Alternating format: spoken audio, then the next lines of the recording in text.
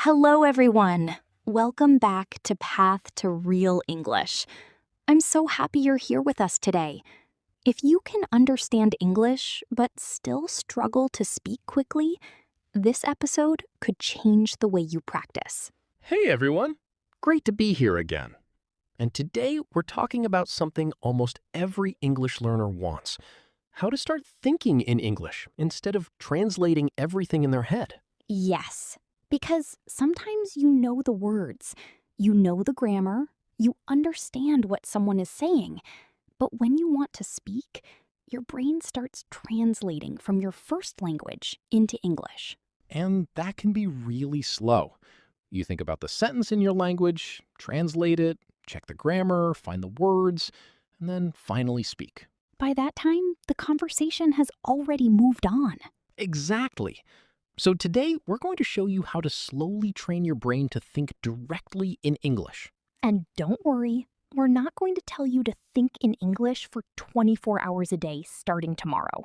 That's not realistic. Instead, we'll give you simple techniques you can use while you're walking, cooking, working, studying, or even getting ready in the morning.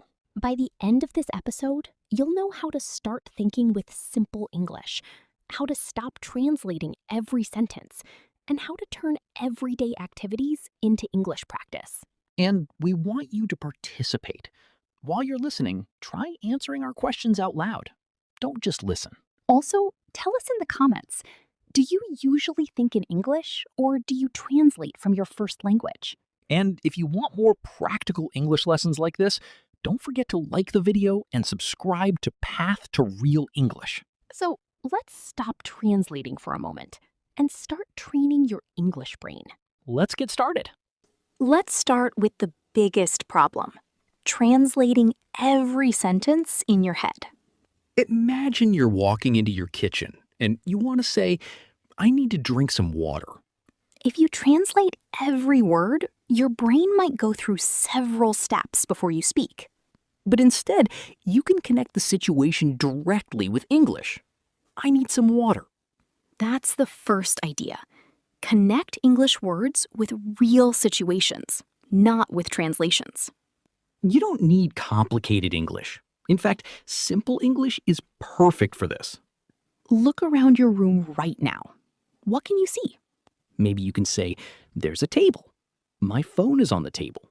The window is open. I have a cup of coffee." Notice what we're doing. We're not studying grammar. We're simply describing reality in English. And this is something you can do anywhere. You're getting dressed. Think, where's my shirt? I need my shoes. These clothes are clean. I need to hurry. You're making breakfast. Think, "I'm hungry. The coffee is hot. I need some bread. I'm going to make eggs." You're walking outside. Think, it's cold today. There are a lot of people. That car is really loud. I'm going to the store. These sentences may seem extremely easy, but that's exactly why they're useful. Your goal isn't to think about difficult vocabulary. Your goal is to make English automatic. Think about how you learned your first language. You didn't learn every sentence by translating. You connected words with people, objects, actions, and situations. You can build the same habit with English. Here's another important technique. Use English chunks. A chunk is a group of words that you can remember and use together. For example, don't only memorize the word idea. Learn, "I have an idea." Don't only learn sure. Learn sure, no problem. Don't only learn no. Learn, "I don't know." Don't only learn understand.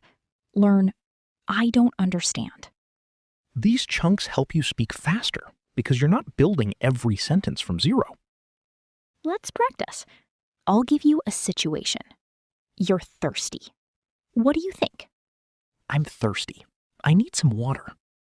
You're tired after work. "I'm tired. I need to rest." You don't understand something. "I don't understand.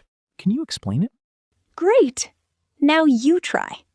Look around you and describe 5 things in English. Don't translate. Just say the simplest English sentence you can. And here's your first comment challenge. Write 3 simple English sentences about what you're doing right now. Remember, simple is good. You're training your brain, not taking an English exam. So the first step is clear. Connect English directly to your everyday life and start with simple phrases. Now, let's take the next step. Once you can describe your surroundings, start creating a small English voice in your head. You don't need to think about huge topics. Start with your daily routine. For example, when you wake up, think, I'm awake. I'm still tired. I need to get up. What time is it? Then, I need to brush my teeth. I'm going to make breakfast. I have a busy day today. You're basically talking to yourself in English. And yes, it might feel strange at first. Especially if someone walks into the room while you're saying, where are my socks? I need my socks. They might think you've lost your socks and your mind at the same time. But this practice is powerful. Another great technique is asking yourself questions. For example, what am I doing? I'm studying English. What am I going to do next? I'm going to make some coffee. How do I feel? I'm a little tired, but I'm okay. What do I need today? I need to finish my work. These questions force your brain to produce English instead of simply recognizing it. And here's something important. Don't worry if your English is basic. If you think, I am hungry, that's completely fine. You don't need to think, I am experiencing an intense feeling of hunger because I haven't consumed sufficient nutrition today. Please don't. Just say, I'm hungry. Natural English is often simple English. Now, let's talk about another situation. When you're doing something and you don't know the English word. This happens to everyone. Let's say you're cooking and you don't know the English word for a kitchen object. Don't immediately stop everything and translate. Try describing it. It's a thing I use to, or it's something that. This teaches your brain to communicate even when you don't know every word. That's a huge part of fluency. Fluent speakers don't know every word in the language either. They explain things in different ways. So if you forget the word kettle, you could say, it's the thing I use to boil water. Exactly. Your second challenge is this. For 5 minutes today, talk to yourself only in English. Describe what you're doing. Ask yourself questions. Talk about your plans. And if you make a mistake, don't stop. Keep going. You can correct yourself later. Also, write in the comments, what is one everyday activity you can describe in English? Maybe cooking, driving, studying, exercising, cleaning, or shopping. The more you connect English with real activities, the more natural thinking in English becomes. So, remember, create a small English voice in your head, ask yourself simple questions, and keep speaking even when you don't know every word. Now, let's move to the most important part. Using English thinking when you're actually talking to someone. This is where many learners become nervous. You hear a question, but instead of listening completely, you're already thinking about how to translate your answer. That's a problem because you're trying to do 2 jobs at the same time. So here's a better strategy. Think in ideas, not perfect sentences. Imagine someone asks, what did you do yesterday? Don't immediately translate a long answer.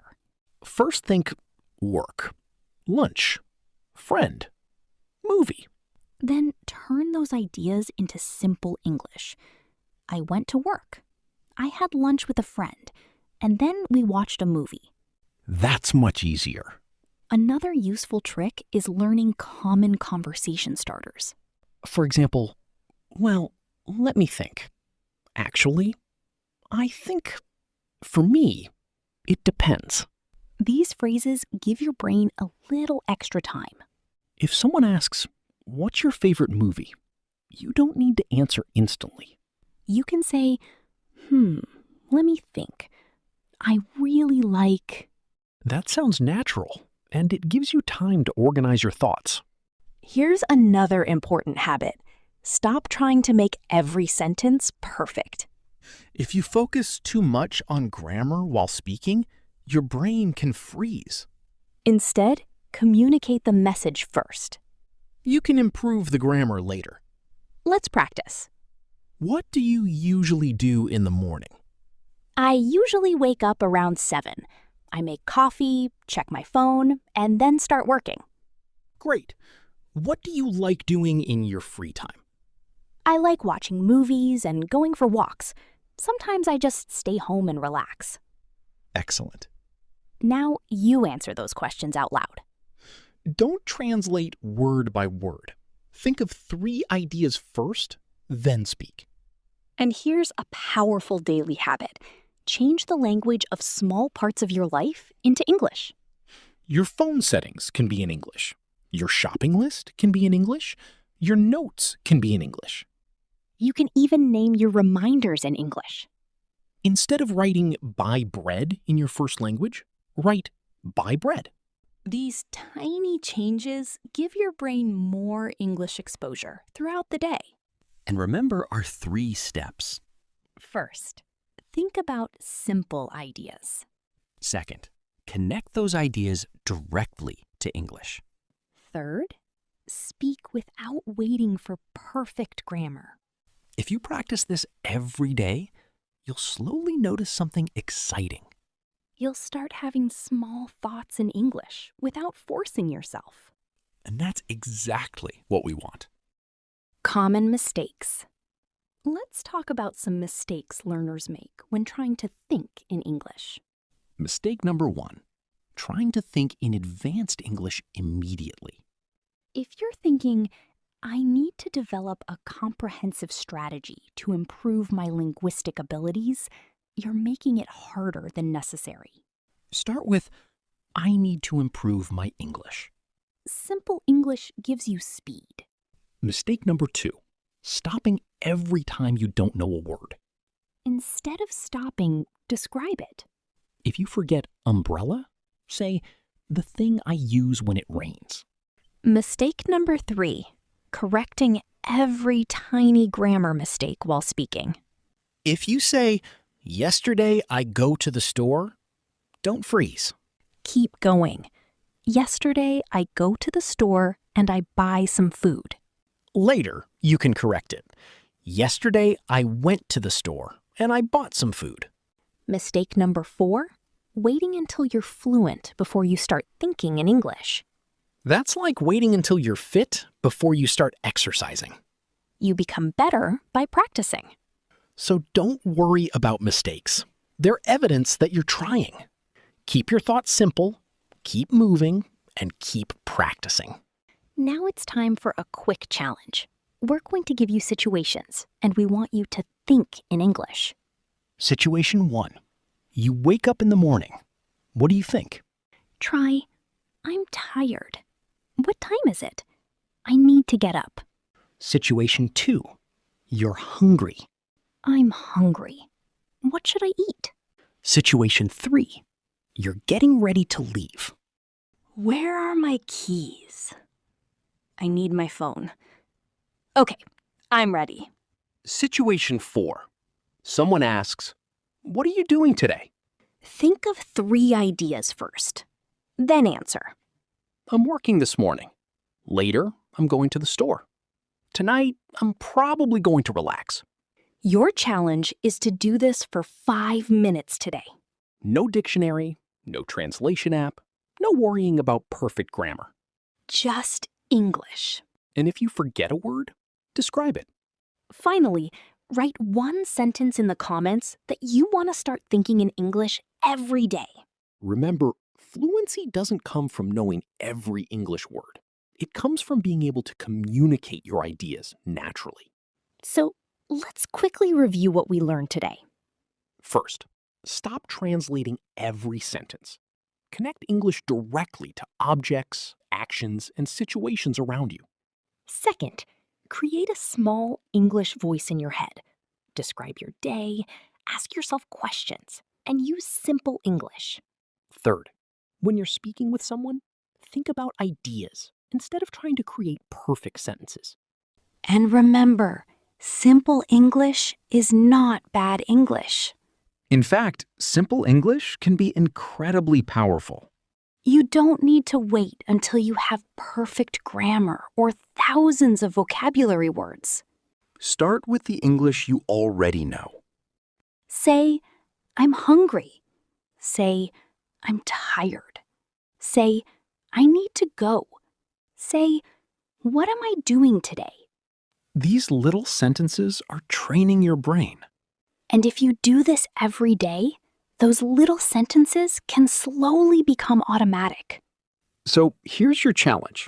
Spend 5 minutes today thinking only in English. Then come back tomorrow and do it again. And tell us in the comments, what was the first English thought you had today? If this episode helped you, please like the video, share it with another English learner, and subscribe to Path to Real English. Don't be afraid to make mistakes. Don't wait for perfect English. Just start thinking, start speaking, and keep practicing. Because fluency isn't something that happens overnight. It's something you build, one small English thought at a time. Thanks for spending time with us today. Keep practicing, keep speaking, and keep thinking in English. See you next time.